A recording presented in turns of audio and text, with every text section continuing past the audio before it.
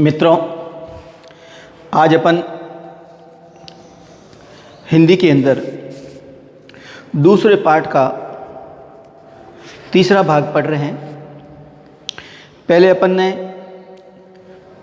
4 पद लिए थे चौपाइयों के, अब अपन 5वां ले रहे हैं।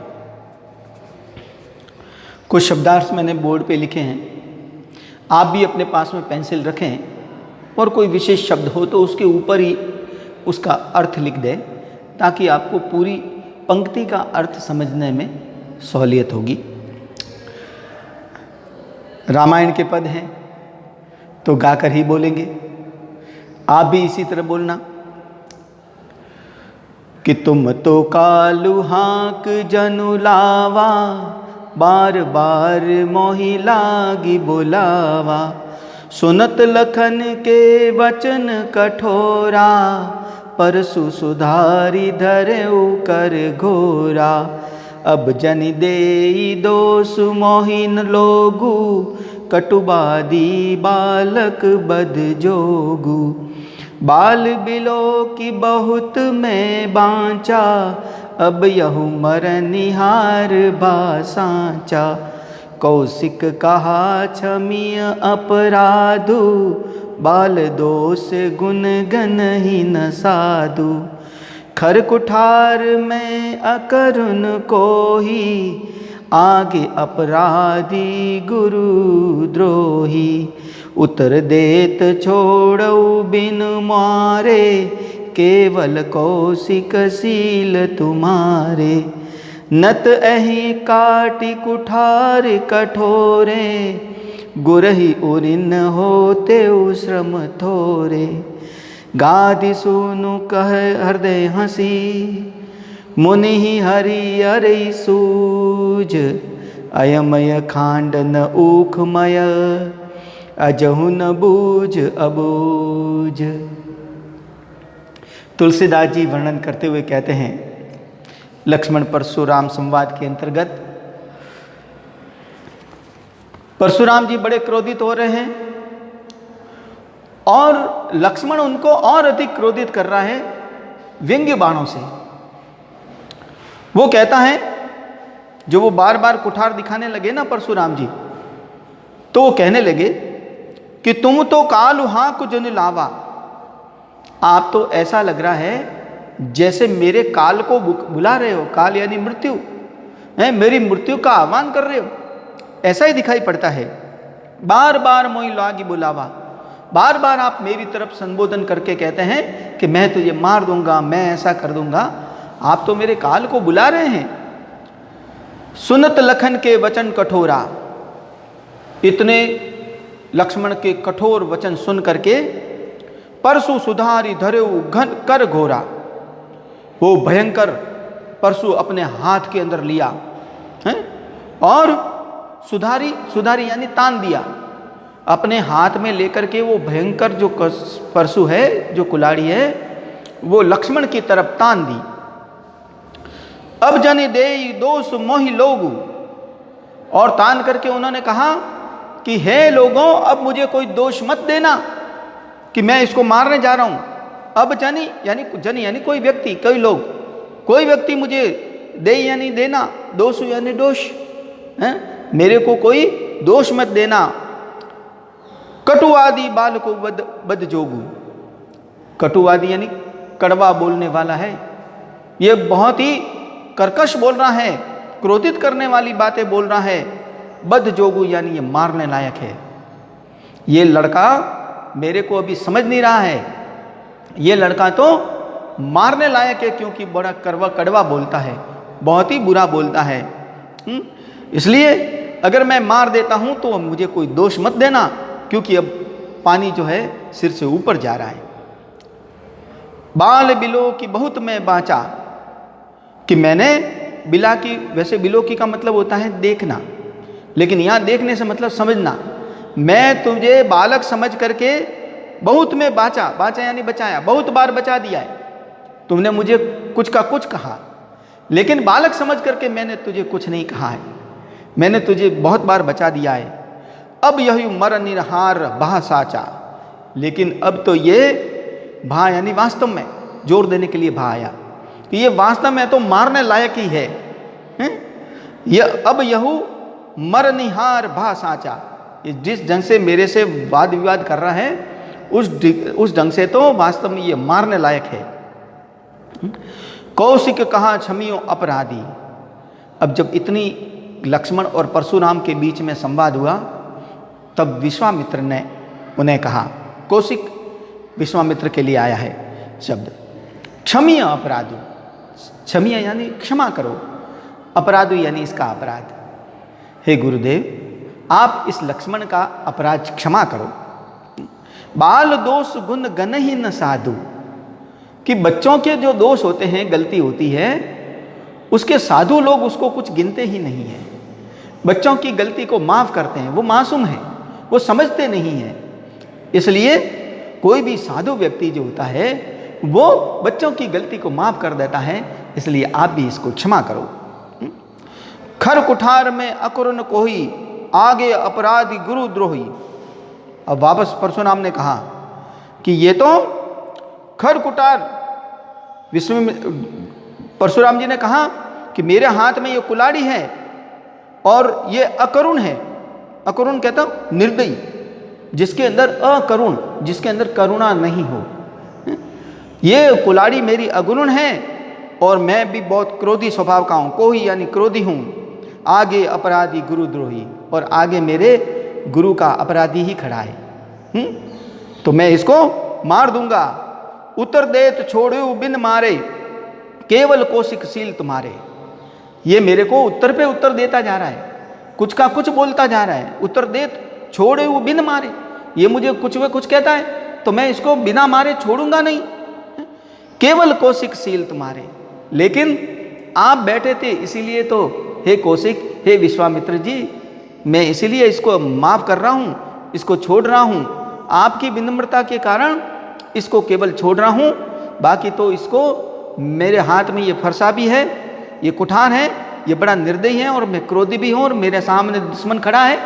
अब मैं उसको छोड़ता नहीं, लेकिन केवल आपकी मर्यादा को ध्यान में रख करके, और मैं इसको कुछ नहीं खा रहा हूँ। न तो यही काट कुठार कठोरे, नहीं तो 1 मिनट में ये कुठार मेरा जो है इसको काट देता। गुर ही उऋण होते श्रम थोरे, और मैं अपने गुरु के ऋण से उऋण हो जाता। श्रम थोड़े यानी थोड़ी सी मेहनत में, थोड़ी सी मेहनत में ही मैं अपने गुरु के ऋण से मुक्त हो जाता। गुरु का ऋण कौन सा? कि इस धनुष को तोड़ा था राम ने। तो ये तो ऋण चढ़ गया कि इसको तोड़ने वाला कौन, इसको जब तक मारूंगा नहीं इस धनुष को तोड़ने वाले को, तब तक मैं उऋण नहीं हो सकता, ऋण से मुक्त नहीं हो सकता। तो कहा कि ये तो कौशिक आप खड़े हो, हे विश्वामित्र जी आप बैठे हो, आपकी मर्यादा को ध्यान में रख करके इस बालक को मैं कुछ नहीं कह रहा हूँ, वरना ये मेरा जो फरसा है, ये जो मेरी कुलाड़ी है, 1 मिनट में इसको काट देती और मार देती और मैं अपने गुरु के ऋण से मुक्त हो जाता। गांधी सुनू कह हृदय हंसी, बड़े ध्यान से सुनना इस बात को, है ना। अब ये गांधी ये विश्वामित्र के लिए आया, सुनू यानी सुनकर, कह यानी कहा।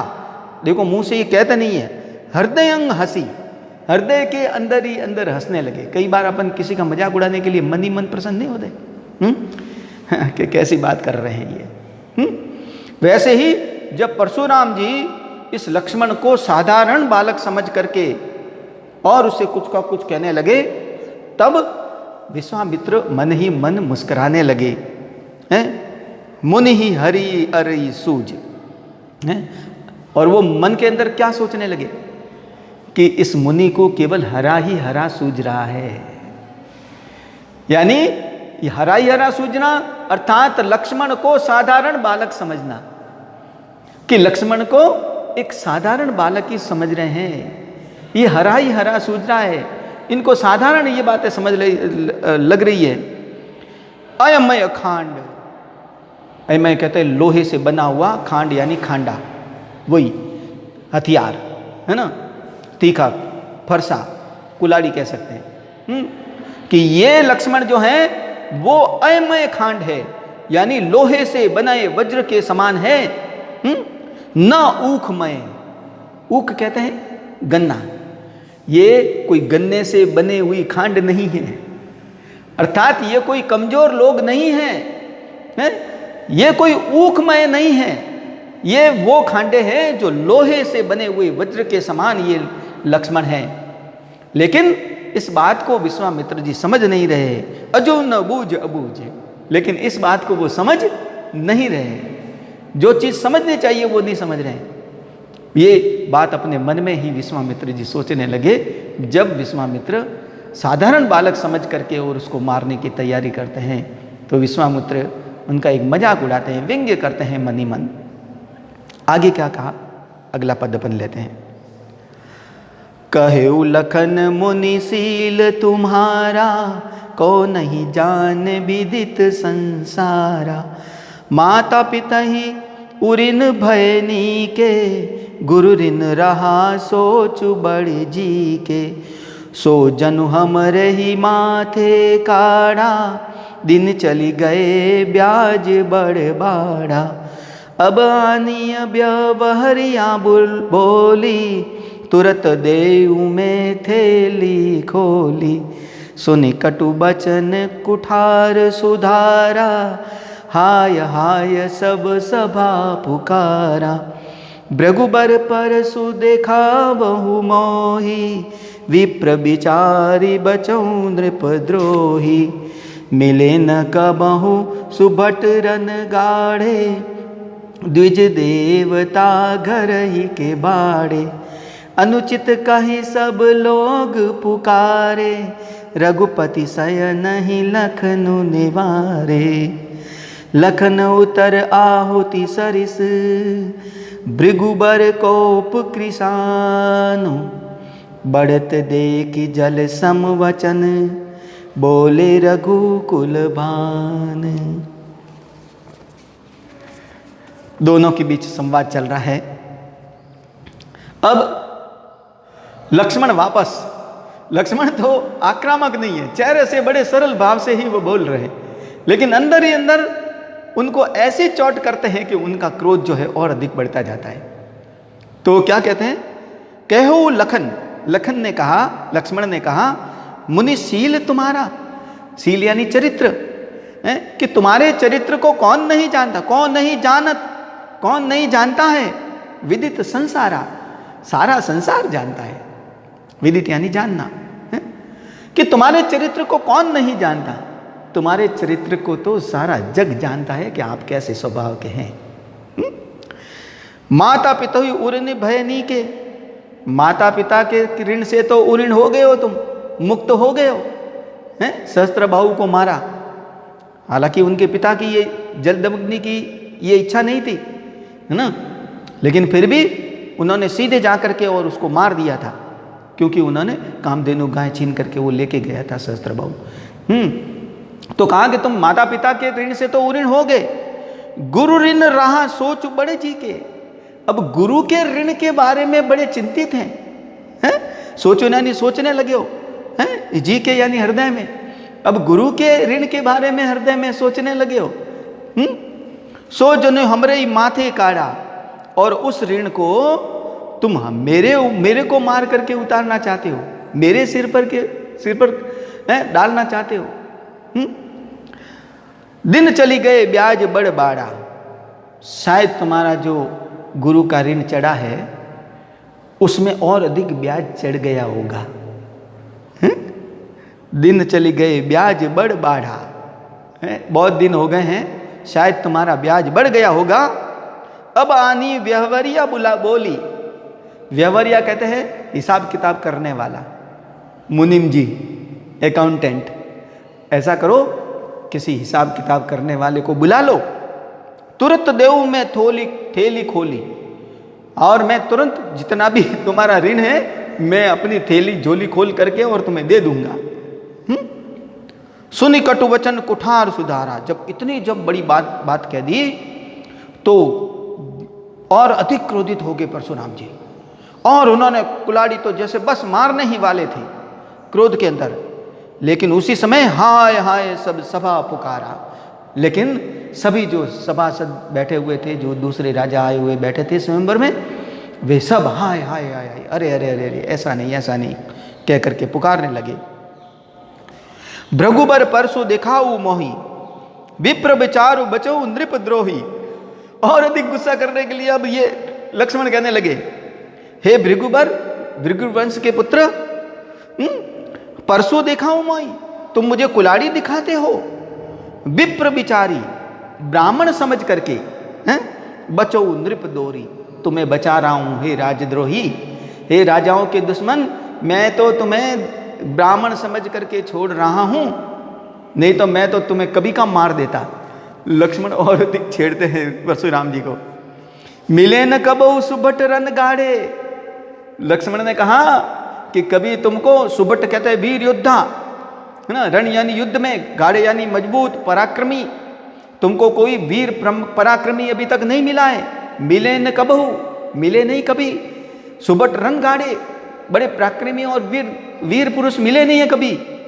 द्विज देवता घर ही के बाड़े, द्विज कहते हैं ब्राह्मण, देवता हैं, आपने अभी तक जिन जिन को मारा है ना, वो घर घर के ही लोग थे, बेचारे साधारण थे, उनको ब्राह्मणों को और देवताओं को मारा है। अनुचित कही सब लोग पुकारे। जब इतना लक्ष्मण बड़ी बात कहने लगा, तब दूसरे लोगों ने कहा नहीं, अनुचित अनुचित, ये ठीक नहीं है। रघुपति सह नहीं लखन निवारे। फिर रघुपति यानी राम ने, सहन यानी इशारे से, लखुनी यानी लक्ष्मण को, नेवारे यानी रोका है, लक्ष्मण को इशारे से रोका कि थोड़ा शांत, इतना मत कहो कि मुनि जो है उनकी क्रोधाग्नि और भड़के। उन्होंने इशारे से लक्ष्मण को शांत रहने के लिए कहा। लखन उतर आहुति सरिस, लखन यानी लक्ष्मण के, उतर यानी उत्तर, आहुति यानी अग्नि, सरिस यानी समान, कि लक्ष्मण के उत्तर अग्नि के समान थे। भृगुबर कोप कृषाणु, वैसे कृषाणु का मतलब भी अग्नि होता है, लेकिन यहां कौन सी अग्नि? क्रोधाग्नि। वो भृगुबर यानी परशुराम जी के कोप यानी क्रोध को, कृषाणु यानी आग, यानी उनकी क्रोधाग्नि को बढ़ाने वाले थे। लक्ष्मण के बोल अग्नि के समान थे, लेकिन वो परशुराम जी के क्रोधाग्नि को बढ़ाने वाले थे। बहुत अधिक कटु वचन कह रहे थे, जिससे और अधिक जो परशुराम जी है वो क्रोधित हो रहे थे। बढ़त दे कि जल सम वचन, बोले रघुकुल भान। जब इतनी बात बढ़ने लगी, युद्ध पर वो उतर आए, तो जल सम यानी पानी के समान ठंडे वचन बोले रघुकुल भानु, रघुकुल के सूर्य अर्थात श्री राम ने उनको शांत रहने के लिए कहा है। बड़े ही शांत भाव से, शांत शब्दों के अंदर लक्ष्मण को समझा करके कहा कि अब तुम शांत रहो। इसके अंदर अगर ऐसा आप ज़्यादा कहोगे तो युद्ध जैसी स्थिति बनेगी, और लक्ष्मण को शांत किया। तो इस प्रकार जो परशुराम और लक्ष्मण के बीच में जो संवाद हुआ उसे अपन ने पढ़ा। बाकी के कुछ प्रश्न मैंने नीचे दे रहा हूँ, आप लोग इन्हें भी अपनी नोटबुक के अंदर करना, ज़रूर करना। और इन जो मैंने आपको अर्थ समझाया उस अर्थ को भी समझना, क्योंकि व्याख्या आती है, कोई भी 2-4 पंक्ति व्याख्या आ जाए तो आप थोड़ा बहुत अर्थ को समझेंगे तो उसके ऊपर टिप्पणी कर सकेंगे, लिख सकेंगे। ठीक है, थैंक यू।